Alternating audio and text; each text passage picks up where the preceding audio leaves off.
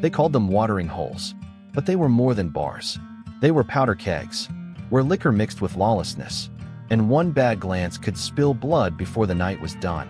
Saloons were the beating heart of the Wild West, but they pumped whiskey, deception, and danger into a land already drunk on chaos.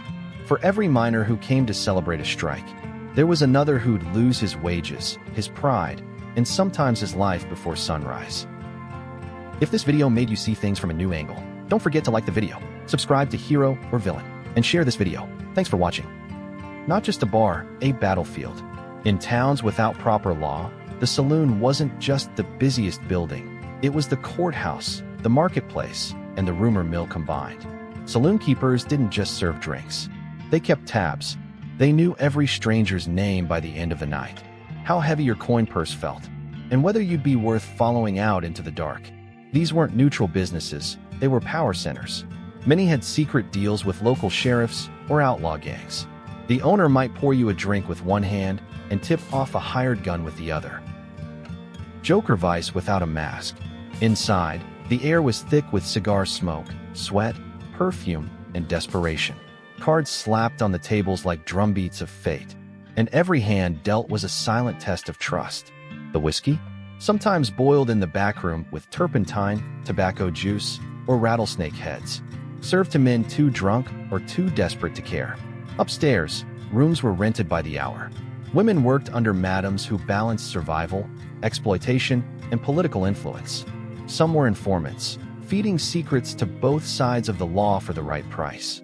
In the corner, a piano player's cheerful tune might be masking the sound of coins changing hands, or the click of a revolver being cocked under the table.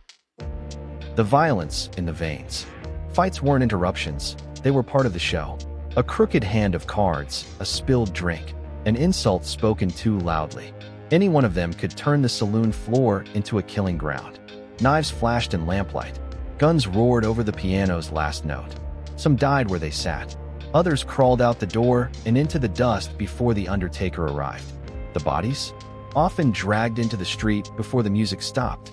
The game would resume within minutes, the winner pulling in the pot with a bloodstained hand. When the dead man's pockets were emptied on the way to Boot Hill, no one in town asked who took the coins. The dark ledger. Murder magnets. Some towns saw more killings in the saloon than anywhere else combined. Debt traps. Drunks signed away cattle, mining claims, or their homes for one more hand of cards. Political power plays. Certain saloon owners funded lawmen, judges, or gangs to keep business flowing their way. Addiction factories. Cheap liquor kept men coming back until their lives collapsed around them. Silent victims. Domestic violence and drunken beatings often began at the bar before spilling into the streets. The myth versus the filth. Hollywood dressed the saloon in glamour. Polished wood bars, clean floors, duels fought with honor. But reality was rot in the floorboards, cloudy glasses never washed, and the reek of unwashed bodies pressed shoulder to shoulder. Those swinging doors, they didn't keep trouble out. They framed it. Some towns tried to close saloons altogether, but without them, the economy slowed, rumors stopped flowing, and men took their fights to the streets instead.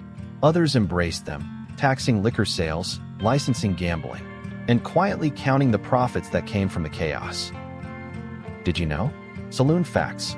Tombstone, Arizona, had nearly 120 saloons at its peak, almost one for every 100 residents. Some respectable saloons had trapdoors behind the bar, leading to basements for hiding contraband or bodies. The free lunch wasn't kindness. It was salted meat and pickles designed to make you drink twice as much. In Dodge City, saloon owners sometimes paid outlaw gangs protection money to avoid midnight raids.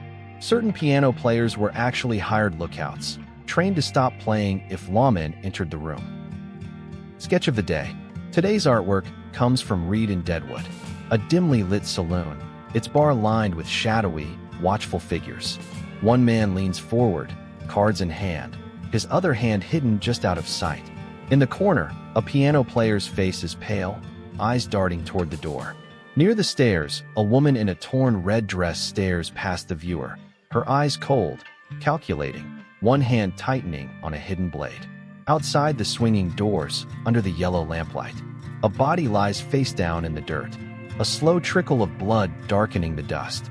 It's a frozen second between business as usual and another name for the graveyard. Final thoughts. Wild West saloons weren't just watering holes. They were engines of power, vice, and survival.